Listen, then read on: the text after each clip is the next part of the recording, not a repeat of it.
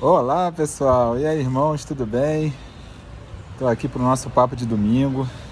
Hoje eu quero falar sobre a questão do tempo de Deus, né? Como as coisas acontecem, o que eu tenho aprendido sobre isso, a minha grande experiência, né, com o milagre aqui de casa. E nós temos grandes dificuldades, né? A vida é muito corrida, a gente quer respostas rápidas, quer que as coisas aconteçam logo, para ontem. E não deixamos que às vezes que as coisas fiquem prontas, né? As coisas às vezes acabam ficando cruas ou não prontas, ou acabam não acontecendo por conta da nossa pressa. E uma das coisas, né, que fazem com que a gente acaba desistindo é isso, né? A gente cria uma ansiedade, essa ansiedade faz a gente pensar que as coisas vão dar errado, ou que não são pra gente, e a gente não consegue entender o tempo de Deus. Para quem é cristão é um pouco mais fácil falar isso hoje, né? Falar do tempo de Deus. Para quem não é, fica um pouco... O que é esse tempo de Deus? Mas porque a gente aprende que as coisas acontecem na hora que Deus quer que aconteça e se Ele quer que aconteça, o que é mais importante. Porque como eu já falei até no vídeo passado sobre oração, você pode orar, Deus pode te atender no tempo dele, mas Deus pode também não te atender, porque pode não ser da vontade dele. Ele pode ter planos maiores, melhores e não te atender naquele que você está pedindo. Pode inclusive estar te dando livramento naquilo que você está pedindo e você não sabe. E não tem como saber. E aí é o que a gente tem que buscar de maturidade emocional, maturidade espiritual, para que a gente não desista dos nossos sonhos, lute por eles, haja na direção deles, mas entenda que as coisas acontecem no tempo de Deus.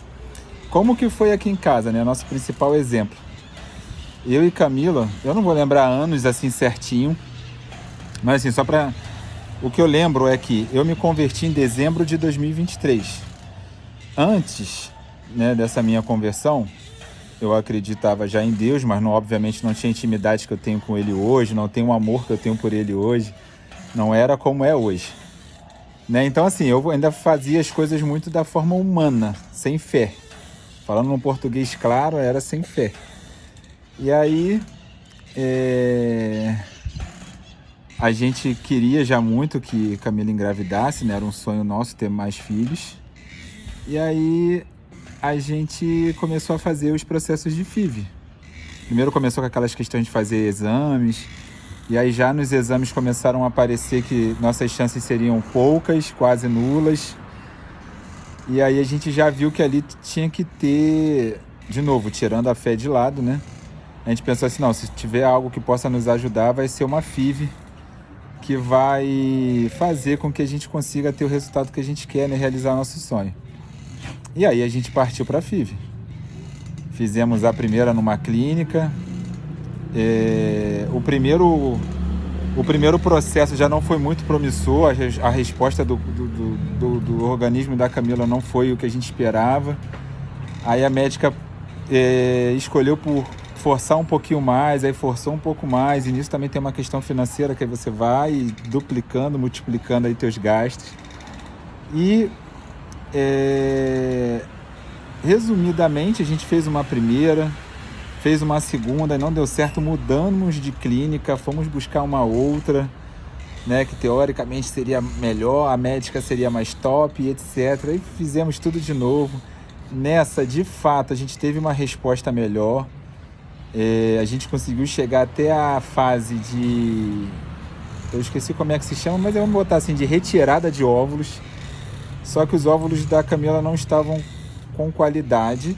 A gente conseguiu tirar uma quantidade muito baixa, que a médica já tinha dito também que as chances eram baixas. Todos os médicos também, já desde o começo, desde a primeira clínica, falavam que nossas chances eram através de um milagre.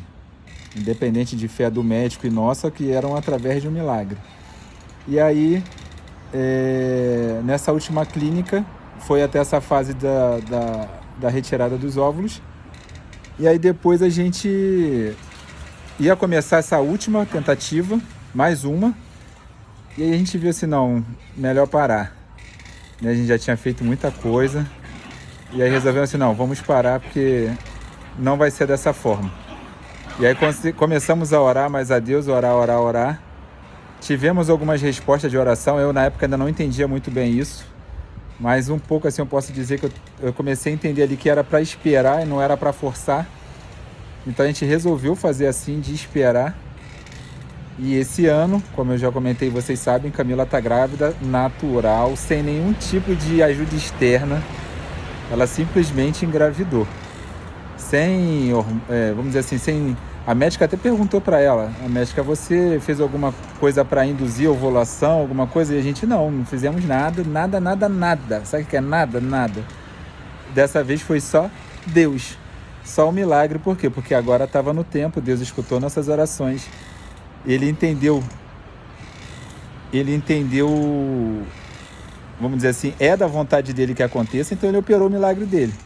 Bom pra gente, porque atendeu nossa oração, poderia, como eu falei, não atender, mas que coisa maravilhosa é isso que a gente está vivendo. Que bom que a gente aceitou esperar o tempo de Deus, porque agora ele está nos atendendo. Então assim, Deus age no silêncio, né? Então a gente também tem que aprender isso. Isso é uma questão também de muita maturidade, não que eu tenha isso fácil, mas eu busco isso no meu dia a dia, para a gente poder entender como que Deus age. E assim, não tem velocidade, não vai ser na velocidade 5, na velocidade 10, é na velocidade dele. E de novo, você não vai saber. E se cabe a gente entender, orar e esperar, né? Resumidamente é isso.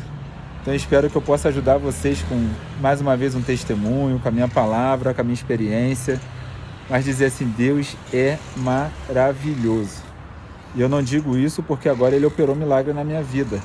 Gosto sempre de lembrar, recentemente agora a Camila perdeu o pai dela, sentimos muita dor ainda é muito forte, ainda não tem um ano, a gente teve uma perda, mas agora estamos tendo um milagre na nossa vida, porque a vida é isso. A vida é dor, a vida é vitória, mas né, tem esses seus momentos, esses seus altos e baixos, e a gente tem que saber viver cada momento desse. E o momento agora é de gratidão máxima a Deus, de louvar a Ele e dar toda a honra e glória a Deus pelo milagre que Ele fez na nossa vida. E é isso, gente.